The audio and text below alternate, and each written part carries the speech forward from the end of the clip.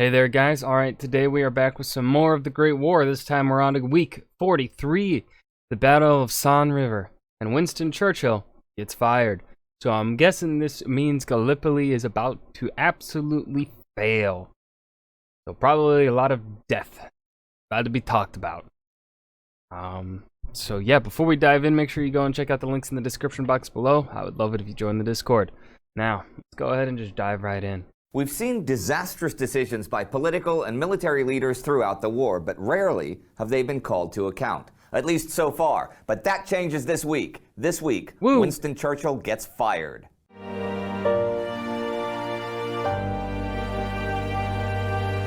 I'm Indy Nidell. Perhaps one of the few people that's probably not deserving of getting fired.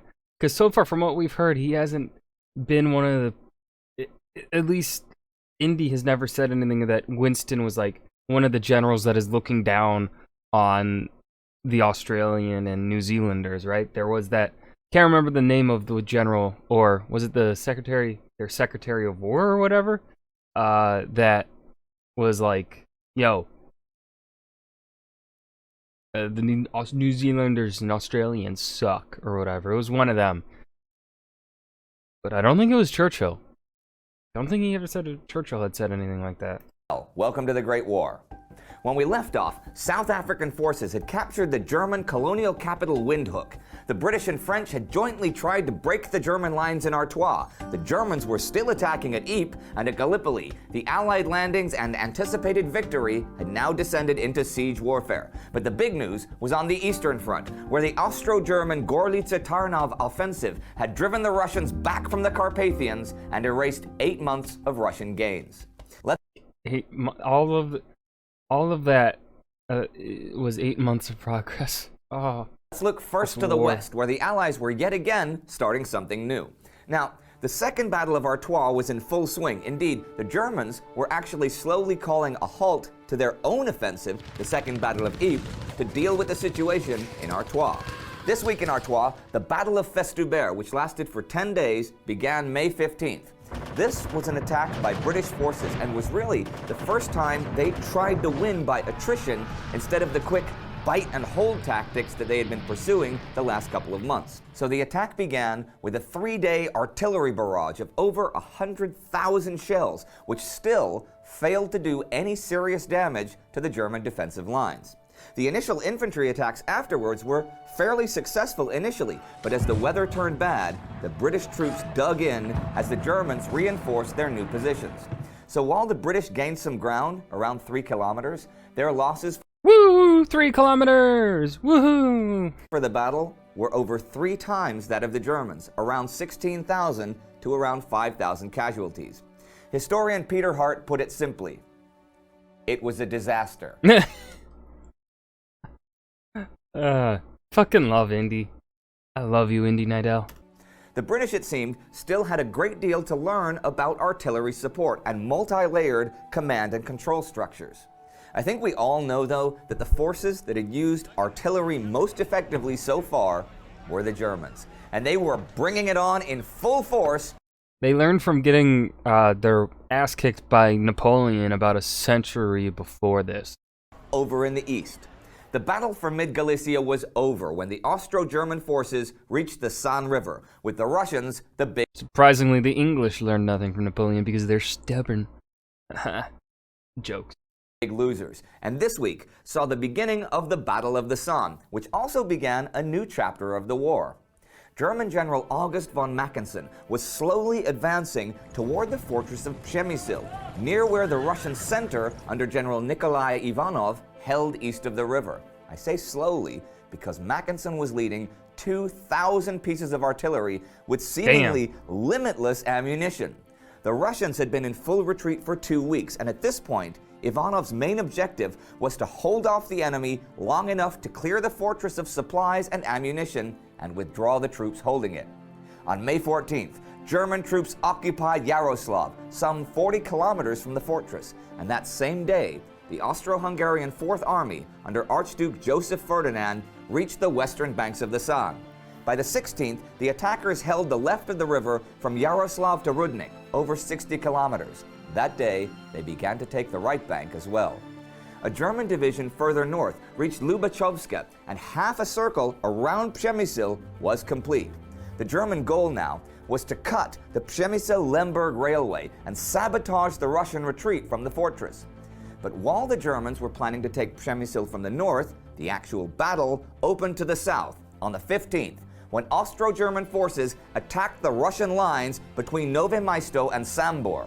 Much like on the Western Front, this was an area of trenches and barbed wire, and the trenches changed hands back and forth over the next few days. By May 21st, though, the attackers had broken through the Russian defenses east of Przemysl, threatening the garrison's retreat and further closing a circle around the Russians as the Germans advanced from the north. Actually, by the 20th, Mackenson's forces were bombarding the fortress itself. However, on the 21st, Ivanov's forces counterattacked along the entire line in an attempt to save not the fortress itself, but the garrison within. The Russians were actually trying an enveloping movement of their own, and though they did capture quite a few guns, a bunch of prisoners, and a couple of towns, it was a lost cause.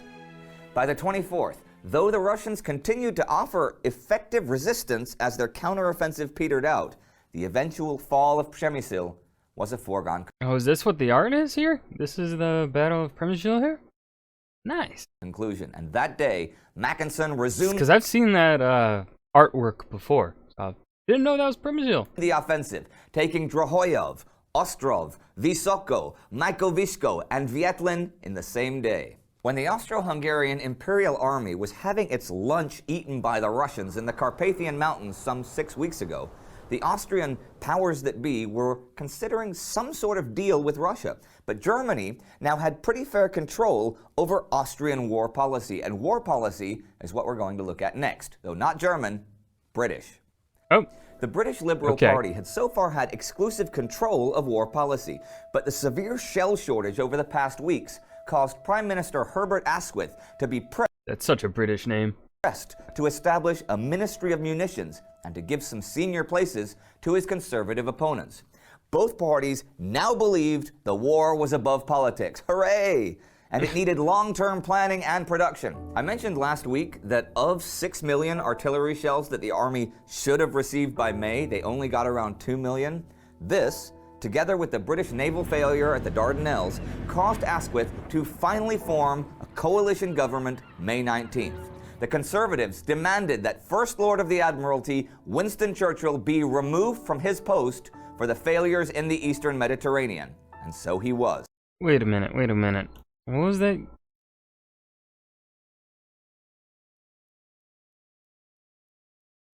Why did the 1852 to 1928?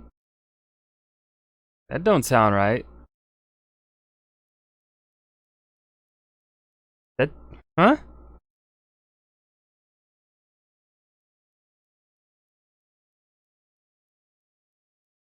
That's gotta be someone else's, huh? Someone wanna explain? Cause I don't. Cause that's not the face of a 60-year-old man. No, he would be. He was born in 1852 and it's 70-plus-year-old man. I think they got the numbers there. Winston Churchill be removed from his post for the failures in the Eastern Mediterranean. And so he was. Arthur Balfour, a former Conservative Prime Minister, became the new First Lord. That same day, the 19th, at Gallipoli, an assault by 40,000 Turks was repulsed by fewer than half that number of Australians and New Zealanders. But here's the thing. Last month, when Gallipoli started, it was supposed to be a continuous forward assault, right? But now it had become a defensive struggle to hang on to a couple of footholds. The Turks may have been holding their own at Gallipoli, but they were losing ground further to the east. This week, the Russian army occupied villages throughout the Van district of eastern Anatolia, and on May 19th, advanced Russian troops reached the city of Van itself. The Armenian population of the city, 30,000 strong, had been under siege by Ottoman forces for a month, but as the Russians arrived, the siege was lifted. The Russian troops actually brought congratulations from the Tsar himself for the city's defenders. And in the days that followed, as the Russians began to cremate the dead in the province, 55,000 were identified as Armenians. Oh. This war was no picnic for civilians pretty much anywhere. And in a dark note from the British Isles, on May 14th, the internment of enemy aliens in Great Britain began. And that was the week, a pretty busy one everywhere now that spring had really arrived. The Russians... So I wonder that the internment happening in the United Kingdom, I wonder how they are judging it. I bet you they're probably finding it. I bet the British government's probably finding it just like how it worked in the United States with the Japanese internment. They're probably finding it exceptionally easy to find Turkish people and put them into camps, into internment. But they won't do it to the Germans because, one, probably too many Germans living in the United Kingdom to effectively do it. And two, you can't really tell the difference physically between a German and a Brit. Because us West Europeans, oh, look, similar. So why the Germans never got interred during World War II in the United States? Because they looked too similar to every other white person. And because there were way too many Germans in America. Whereas the Japanese, easily identifiable in comparison to the white majority. So, kind of curious about what the numbers look like for that internment there in the United Kingdom right now. Still being pushed back by the Germans, trading positions with the Austrians and beating back the Ottomans. The British losing thousands of men in the west for a gain of a few thousand meters and losing one more man at home.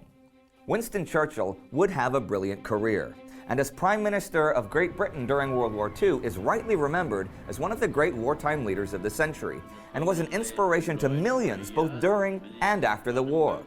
Before and during the First World War, he wisely urged modernization of Britain's forces, insisting that all new ships be powered by oil and not by coal. He also foresaw the importance of airplanes in combat and was instrumental in establishing the Landships Committee in February 1915, whose work eventually created the tank. But Churchill had a darker side. Future Prime Minister Lloyd George would write to Churchill during the war, quote, "You will one day discover that your state of mind revealed is the reason why you do not win trust, even where you command admiration. National interests are completely overshadowed by your personal concern," end quote. And Churchill certainly had an ego. In 1904, First Sea Lord Jackie Fisher had determined that attacking the Dardanelles would be foolhardy. In 1906, War Minister Richard Haldane warned of the potential for disaster there. And in 1911, Churchill himself said it was not possible to force the Dardanelles. And yet, 4 years later, as First Lord of the Admiralty, he let his thirst for naval glory and involvement in the war to match that of the army lead him to Gallipoli and the loss of tens of thousands of men in a bloody waste of life. And that is unforgivable. One of the people that Churchill was trying to help out by forcing the Dardanelles was Tsar Nicholas II, and you can find out more about him in our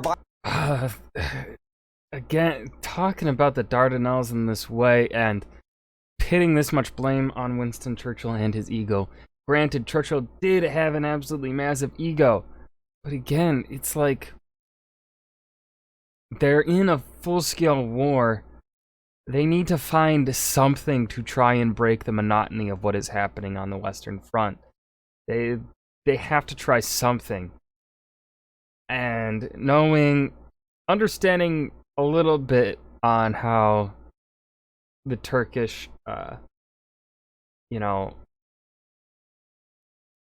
geography is like in that area, I think the Dardanelles might have been the best spot to really set up a base, to try and set up a staging point to push towards Constantinople, because I think at this time it was still referred to as Constantinople. I don't think it got changed to Istanbul until after World War I.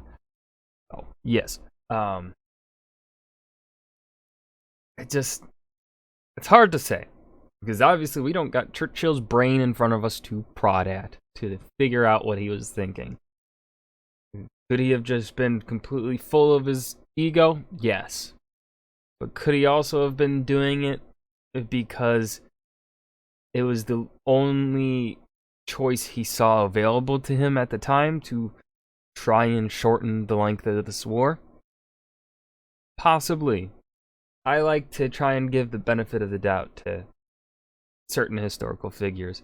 Churchill definitely did some terrible things during World War II that you could pin the blame on him. Like, you could possibly pin a good chunk of blame on him for the Burmese famine, what actions he took. His actions certainly did not help the famine intensity. So, yeah. Give and a take here. That was the Battle of San River. Winston Churchill gets fired. Great War, Week 43. I hope you guys enjoyed. Remember to hit that like button and subscribe for more. And I will see you guys in the next video. Peace.